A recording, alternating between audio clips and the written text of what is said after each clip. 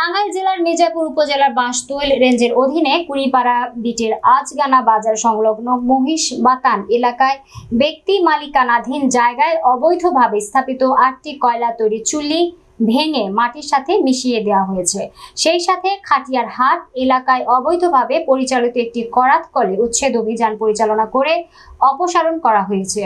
বুধবার বিকেলবেলা উক্ত এলাকায় বিভাগীয় বন কর্মকর্তা টাঙ্গাইল বন বিভাগের সার্বিক নির্দেশনায় টাঙ্গাইল দক্ষিণের সহকারী বন সংরক্ষকের নেতৃত্বে বাঁশতৈল রেঞ্জ অফিসের সকল বিটের বন কর্মকর্তাদের সমন্বয়ে এমন অভিযান পরিচালনা করা হয়।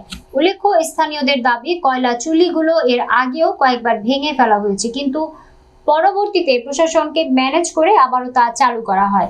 এই রকমটা আর যেন না হয় সেদিকে খেয়াল রাখতে হবে।